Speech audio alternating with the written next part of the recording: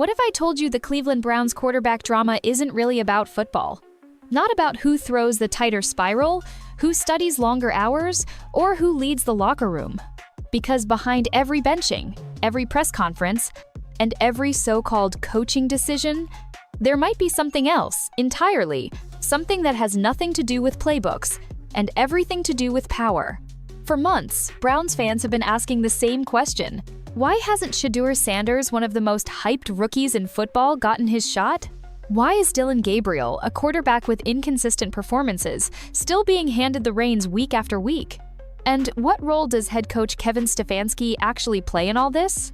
At first glance, it looks like standard NFL politics, a cautious coach protecting his veterans. But the deeper you look, the more tangled the story becomes. Because somewhere in the middle of all this confusion sits one name that keeps popping up again and again: Jimmy Sexton. He's not a player, not a coach, not even part of the Browns organization, yet his name is being whispered in every corner of Cleveland's fan base. And when you start connecting the dots between Sexton, Stefanski, and the quarterbacks he's influenced, you begin to realize this isn't just a quarterback controversy. It's a chess game. And Shedeur Sanders might be the pawn or the king. When Shedeur Sanders touched down in Boulder, Colorado, it didn't feel like a casual visit.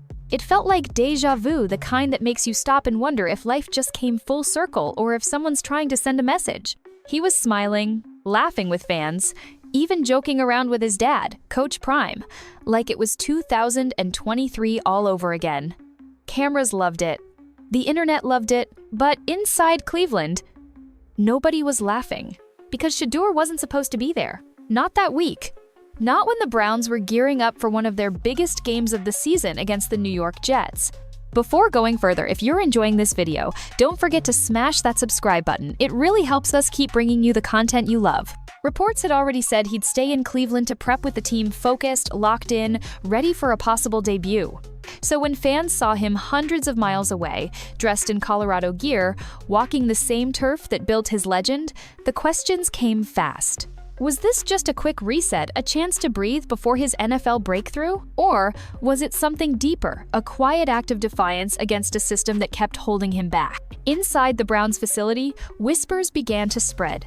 Dillon Gabriel, the struggling starter, still had the top spot. Deshaun Watson was rumored to return soon. And Shedeur? He was waiting. Again.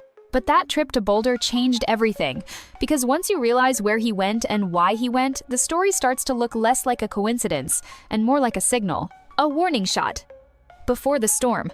If you really want to understand what's happening in Cleveland, you have to start with one named Jimmy Sexton.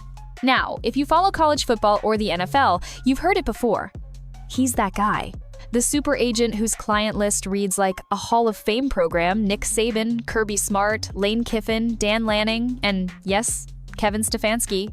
The man behind the curtain who doesn't call plays, doesn't wear a headset, but somehow always ends up in the middle of football's biggest power shifts. For decades, Sexton has quietly built an empire, not through touchdowns or trophies, but through relationships, the kind that can make or break entire careers. His phone calls decide more futures than draft night ever could. Coaches, coordinators, even owners, when he talks, people listen. And when you realize that Cleveland's current head coach and Dillon Gabriel's former college coach both share the same agent, that's when the coincidences stop feeling like coincidences. Let's connect the dots. Kevin Stefanski, client of Jimmy Sexton. Dan Lanning, also represented by Sexton. Dillon Gabriel, the quarterback Lanning once mentored, now mysteriously favored by Stefanski. It's not illegal, it's not even necessarily corrupt. But in the NFL, relationships are currency. And Sexton? He's the banker. Insiders call it network loyalty. If a coach trusts a player through a familiar pipeline, someone who comes from a Sexton connection, for instance, they're more likely to give that player the benefit of the doubt, a longer leash, a second chance. And when the same web of influence stretches from college recruiting rooms to NFL sidelines, it starts to blur the line between fair competition and quiet favoritism. Fans noticed it first. They saw Gabriel's numbers good, not great, and compared them to Shedeur's preseason flashes. Then they saw the playing time, the reps, the press coverage. It didn't add up. And when someone online posted a screenshot of Sexton's client list, Stefanski's name highlighted in one column, Lanning's in another, the fan base exploded. Some said it was a stretch, others said it was proof. But one thing everyone agreed on? It looked bad. Because when a single agent controls the careers of both the man calling the plays and the man getting the reps, performance stops being the only metric that matters. Perception does, politics does, power does. And that's what has people talking that maybe, just maybe, Shedeur Sanders isn't sitting because of his ability, but because he doesn't fit the network.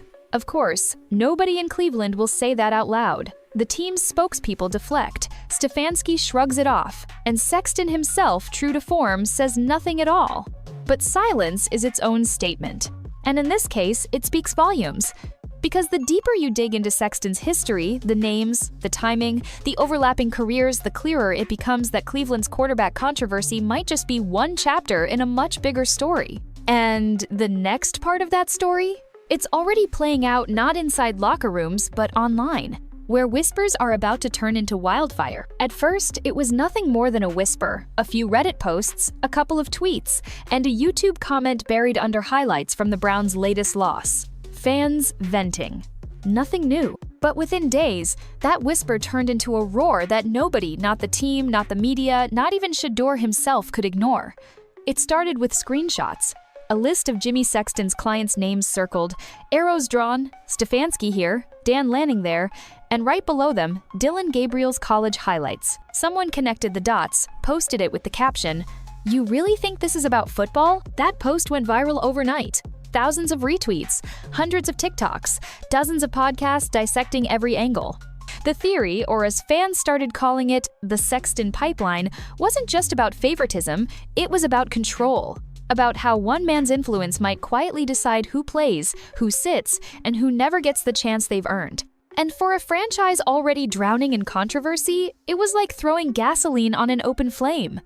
Podcasters jumped in first. One popular show accused the Browns of protecting the narrative, claiming that Shedeur was being benched to make Gabriel look like a long-term project, a move that would keep the agent's network intact. Another speculated that Stefanski was under subtle pressure from that same network to stay loyal to the system that built him. Then came the fans. Every missed throw by Gabriel became evidence. Every vague answer from Stefanski was treated like a confession. And every time the team refused to mention Shedeur's name, the internet filled the silence with theories. A thread on X said it best: "They're not managing a football team, they're managing optics." It wasn't long before mainstream media noticed. ESPN debated it on air, not because they believed the conspiracy, but because everyone else did. The noise was too loud to ignore. Analysts who'd never said a word about Cleveland's front office suddenly found themselves discussing agent influence and hidden allegiances on national television. Even local reporters started asking questions cautiously, at first. But every time the Browns brushed it off, it made things worse. Fans began calling it the cover-up. Inside the locker room, the tension was palpable. Players started unfollowing each other on social media. Assistants were reportedly told to tighten communication. Reporters noticed that Shedeur stopped doing interviews altogether. By now, what began as speculation had become belief. To fans, this wasn't a theory anymore, it was truth. A quiet, ugly truth that exposed how deep the NFL's political web might really go. And through it all, Shedeur stayed silent. No comments, no denial, no frustration online. Just silence, calm, unbothered, maybe even strategic. That's what made it powerful. Because in a media cycle where every player rushes to defend themselves, Shedeur's refusal to play along made people listen harder. Every day he stayed quiet, the noise got louder. The debate evolved. This wasn't just about Shedeur versus Gabriel anymore. It was about whether the Browns were even in control of their own locker room, whether a billion-dollar franchise could be manipulated by invisible strings. And then came the moment everything escalated when a former NFL MVP, a man who's lived through politics and power plays firsthand, decided to speak up. When Cam Newton talks, people listen. And what he said about the Browns turned a growing fire into an inferno. There's a rule in football media. When Cam Newton talks, the world listens. Because unlike most retired players, Cam doesn't tiptoe around controversy, he walks straight through it. And when he opened his mouth about the Cleveland Browns quarterback chaos, everything changed. It happened during an episode of his podcast, 4th and 1. The discussion was supposed to be light, a recap of recent games, a few jokes about offensive schemes, but when the topic shifted to Shedeur Sanders and the Browns quarterback rotation, Cam's tone dropped. "I don't know what's going on in Cleveland," he said, leaning forward into the mic, "but something ain't right over there. Change has to come, and not just at quarterback. I'm talking top to bottom." That sentence hit harder than a sack on 3rd and long, because this wasn't coming from a random analyst or internet fan. It was coming from a former NFL MVP, a man who knows what it's like to be a face of a franchise, to feel the politics behind closed doors, to watch decisions get made that have nothing to do with football. Cam didn't say the word agent. He didn't mention Jimmy Sexton, but he didn't need to. Everyone listening already knew what he meant. The message was clear. This wasn't just about who threw the better pass. This was about power, control, and who's really pulling the strings. Clips of the podcast went viral within hours. Sports networks replayed it. Talk shows debated it. And suddenly, what had started as fan theory turned into a legitimate conversation on national television. Some analysts backed Cam immediately. One former player said, "Cam's right. You can feel it when politics start to outweigh performance." Others called him reckless, saying he was feeding the conspiracy. But regardless of which side people took, everyone was talking about Cleveland. Even more interesting, Cam didn't fully defend Shedeur. He didn't say, "Start him now," or "He's being robbed." Instead, he questioned the entire system. "I don't think any quarterback could win in Cleveland right now," he said. Not Shedeur, not Gabriel, not even Deshaun Watson. The structure's broken. Until they fix that, it don't matter who's under center. It was a surgical strike, a critique that hit both sides at once. Fans who supported Shedeur heard validation. The Browns' critics heard confirmation. And the team's leadership? They heard a problem they couldn't control. Inside the Browns facility, reporters said the mood shifted instantly. The whispers turned into stares. People stopped talking in hallways. Even Gabriel, who'd stayed quiet through it all, looked uncomfortable, like he knew the walls were closing in. Because when someone like Cam Newton questions your leadership on a global platform, it's not just media noise, it's a mirror that forces the world to see what you've been trying to hide. From that moment, the conversation was no longer confined to fans on Reddit or YouTube. It had entered the mainstream. ESPN, FS1, Bleacher Report, all running with the same headline in different words. Cam Newton calls out Browns, says change needed at every level. And the crazy part? The silence from Cleveland only made it louder. No statements, no clarifications, no denial. Just the same tight-lipped nothingness that had fueled the fire since the beginning. But inside the locker room, things were boiling. Players were picking sides. Tension was rising. And Shedeur? Still silent, still patient. Because while the world argued about him, he was watching it all unfold, knowing the real explosion hadn't even happened yet. And when it did, it wouldn't come from a podcast or a headline. It would come from inside the Browns' own walls. Inside the Browns facility, the air felt heavier than usual. Not the kind of tension you can see, the kind you feel. It was in the way players avoided eye contact, the way laughter had disappeared from the hallways, the way practice felt less like preparation and more like survival. Nobody wanted to admit it, but the team was split right down the middle. On one side were the loyalists players who trusted Kevin Stefanski, who believed in his system, who still thought the noise outside was just that noise. On the other side were the quiet believers guys who'd seen enough behind the scenes to know something was off. They didn't need YouTube theories or Reddit threads to tell them what they already felt in their gut. Shedeur Sanders wasn't just another rookie. He was the most composed guy in the room, the kind who lifted energy without trying, who led by presence, not words. And yet, somehow, he was the one being kept on the sideline. After Cam Newton's comments, things changed fast. Suddenly, every question at practice sounded loaded. Every glance from a reporter felt like it carried a headline. Even Dillon Gabriel, the starter, couldn't hide the discomfort. He wasn't the villain. Everyone knew that. He was just caught in the crossfire. But players can read energy better than coaches think. And the energy inside that locker room was broken. One team insider later described it like this. It wasn't loud. It wasn't dramatic. It was quiet, like everyone was pretending nothing was wrong while everything was wrong. Shedeur stopped joking during warm-ups. He stopped celebrating big plays. He showed up early, left late, did the work, said nothing. But silence has power, and people noticed. Even the veterans began to shift. They started watching him during drills, talking in low voices between reps. You could tell they were thinking it. Why isn't this kid playing? What are we doing? Then came the moment that broke whatever fragile peace still existed. It happened during a closed practice. Reporters weren't there, but word got out anyway because things like this always get out. During a team scrimmage, Shedeur reportedly challenged a play call mid-rep. Nothing explosive, nothing disrespectful, just a question that cut too close to the truth. "Why are we still running the same looks for Gabriel when it's not working?" he asked. The field went silent. Coaches froze. Stefanski didn't say a word he didn't need to. The glare was enough. Moments later, practice resumed. But something had changed. From that day on, Shedeur's reps were cut in half. His name disappeared from press availability lists. The team's social media, which once showcased every rising rookie, suddenly stopped posting anything about him at all. It wasn't a benching anymore, it was erasure. To the public, it looked like strategy. Inside the building, everyone knew better. It was containment. Gabriel still had the starting job, but the weight of it was suffocating. He wasn't playing free anymore.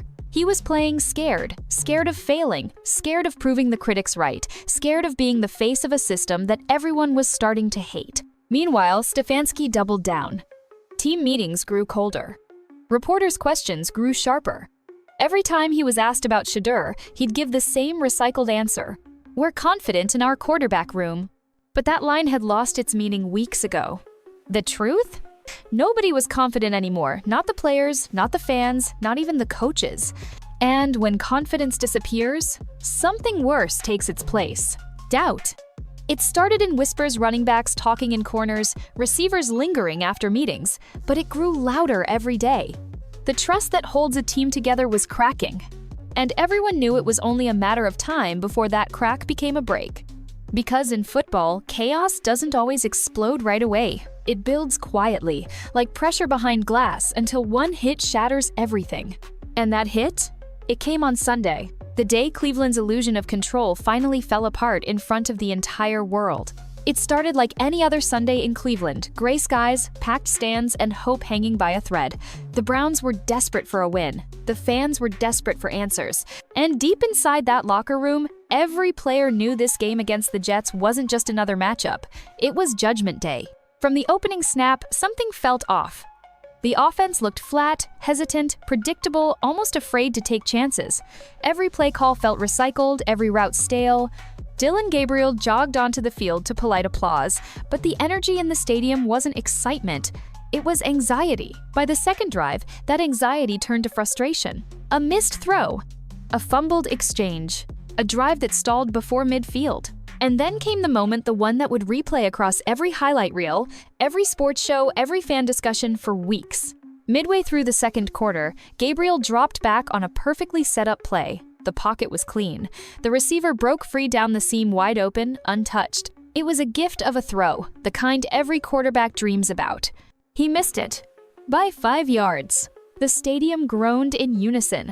Cameras caught Kevin Stefanski clapping on the sideline, that tight, forced kind of clap coaches use when they're trying not to explode. And then, like a spark in a dry forest, it happened. A few voices from the stands started chanting. At first, it was small, faint. "Shedeur, Shedeur." Then louder, "Shedeur, Shedeur." Dozens became hundreds. Hundreds became thousands. Within seconds, the entire lower bowl was roaring the same name the team refused to acknowledge. Shedeur, Shedeur. On the sideline, Shedeur Sanders stood still, helmet on, chin down, expression blank. But cameras don't lie. The shot lingered on his face long enough to catch it. That quiet frustration, that deep restraint of someone who knows he's ready, but isn't allowed to prove it. Across the sideline, coaches pretended not to hear. Stefanski barked play calls like nothing was happening. But every second the chant continued, it chipped away at the illusion of control Cleveland had been clinging to. The Browns went into halftime trailing by double digits. According to insiders, multiple assistant coaches pushed for a quarterback change, arguing the obvious. The team needed a spark. Stefanski shut it down. He insisted on trusting the plan. When the players returned to the field, the chants started again, louder this time. "Shedeur, Shedeur." Even the broadcast commentators couldn't ignore it. One of them muttered, "That's the rookie everyone's been talking about." The other replied, "Yeah." And the fans clearly want him now. But Shedeur never took a snap. Gabriel stayed in. The offense collapsed. By the fourth quarter, the stadium was half empty, the diehards too tired to hope, the believers too angry to stay. When the final whistle blew, Cleveland had lost by 3 touchdowns. No comeback, no silver lining, just a hollow silence that echoed louder than any scoreboard. Cameras caught Shedeur leaving the field first. No tantrum, no scene, just gone. No post-game handshake, no press conference, no statement. That night, social media detonated. "Start Shedeur" trended nationwide. Stefanski out followed minutes later. And then the hashtag that nobody in the Browns' PR department wanted to see, Browns Conspiracy. Sports networks ran montages of Gabriel's misses and Shedeur's preseason highlights back-to-back.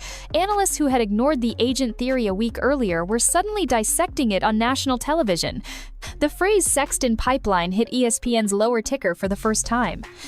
The Browns' front office scrambled to control the narrative, releasing a bland statement about team development and quarterback evaluation. But by then, nobody was listening. Because what happened that Sunday wasn't just a loss, it was an unraveling. A team that spent months pretending everything was fine had just been exposed live, in front of the world. And as the lights dimmed over First Energy Stadium that night, one truth became impossible to ignore. This wasn't a quarterback controversy anymore. It was a reckoning. A public collapse of trust. And the beginning of the end for the Browns' illusion of control. By Monday morning, Cleveland wasn't just trending. It was imploding. Every major sports outlet had the same story rewritten a dozen different ways, but saying the same thing. The Browns didn't just lose a game, they lost control.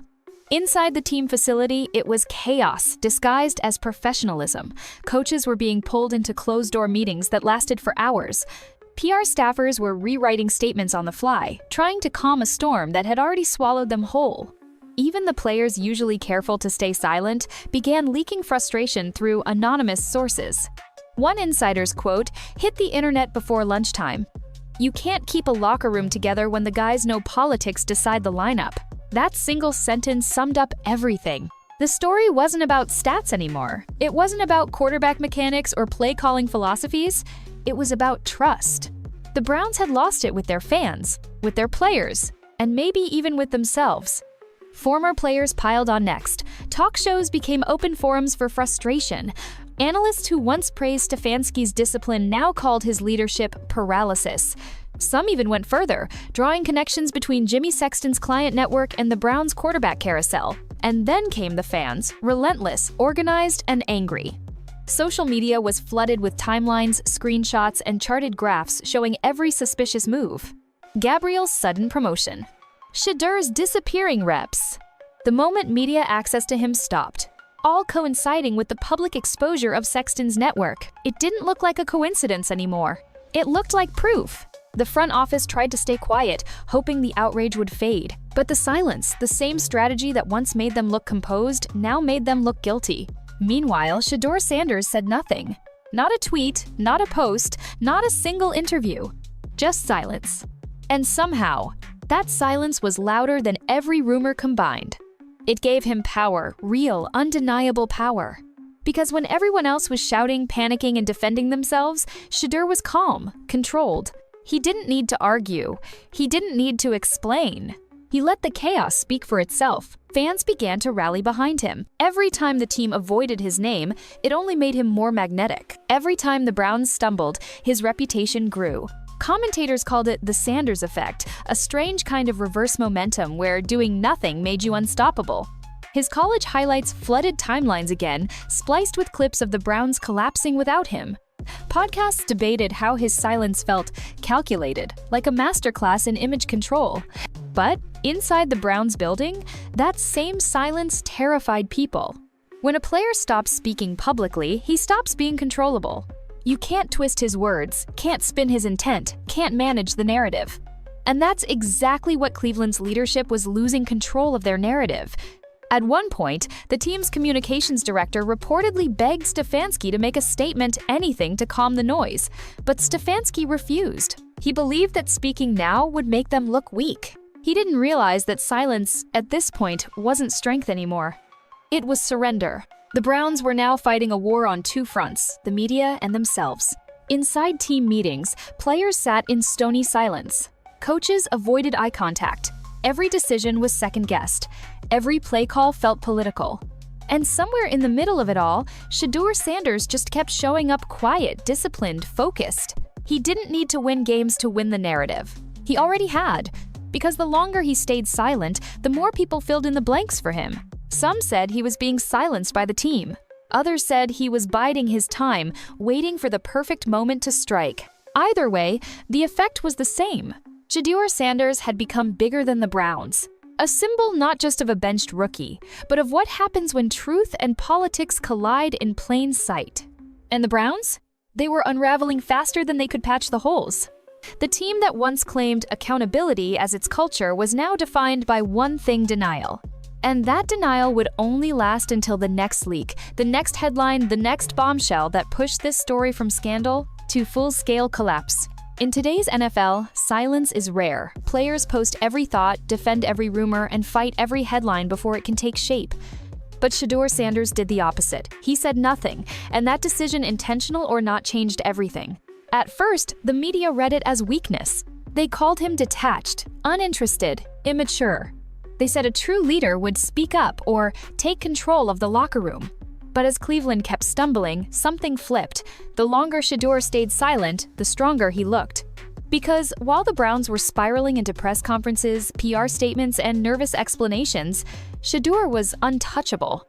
Every word the organization spoke made them look reactive. Every moment Shedeur said nothing made him look composed. It was a masterclass in restraint, and the public started to notice. Fans began re-watching his college highlights, the calm in the pocket, the leadership, the precision under pressure, and comparing it to the mess unfolding in Cleveland. How, they asked, is this guy the problem? Then came the turning point. An ESPN panel debated the situation for over 10 minutes without mentioning Gabriel's name once. Instead, they talked about Shedeur, about his image, his potential, his silence. One analyst said, he's doing more for his brand by saying nothing than most players do in an entire season.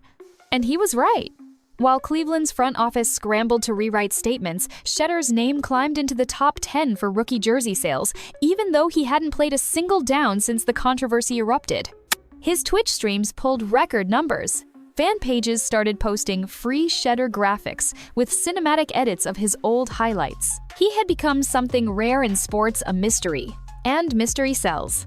Because when fans don't know what you're thinking, they start projecting their own beliefs onto you. To some, Shedeur became a hero, the humble warrior waiting for his moment. To others, he was a rebel quietly standing against a corrupt system. To everyone else, he was a question that demanded an answer. Meanwhile, inside the Browns organization, that same silence was driving leadership insane. You can spin a statement. You can refute a quote. But you can't fight someone who won't play your game. Every day Shedeur refused to speak, he tightened the pressure. Every rumor that came out made the team look desperate because Shedeur never had to correct it. He was above it all, letting the storm tear itself apart. Deion Sanders, his father, handled it like a chess player too. When reporters asked about his son's situation, he just smiled and said, "Pressure creates diamonds." No anger, no accusations, no targets. Just calm, controlled confidence, the kind that says, we know exactly what we're doing. And that drove Cleveland's brass even crazier. Behind closed doors, executives started to panic. They needed to regain control fast. Sponsors were calling, reporters were circling, and every Browns press conference had turned into a public interrogation. So they tried to take the narrative back the old-fashioned way with a leak. It started with one line slipped into a local reporter's story. Shedeur Sanders has been excused for personal reasons. That was supposed to calm the noise. Instead, it detonated it. Fans knew it was a lie. Shedeur wasn't hiding, he was training. He'd been seen working with private coaches, not dealing with personal matters. Within hours, the Browns' attempt at damage control backfired completely. Cleveland cover-up began trending nationwide. Podcasts tore the statement apart, ESPN analysts openly mocked it, and fans flooded the Browns' social channels with one demand: tell the truth. In trying to silence the noise, Cleveland had made it deafening. And while the front office scrambled to contain the fallout, Shedeur remained quiet. Not a word. not a reaction, not even a like or repost. His silence wasn't just a lack of response anymore, it was a weapon. He had flipped the power dynamic completely. Because while the Browns kept talking themselves in circles, Shedeur Sanders owned the one thing they no longer had: credibility. And in the NFL, credibility is currency. The rookie, who hadn't even taken a snap, had somehow become the face of control, composure, and quiet strength, while the billion-dollar franchise that drafted him was falling apart trying to explain itself. Silence wasn't just protection anymore. It was dominance, and Cleveland had no idea how to fight it.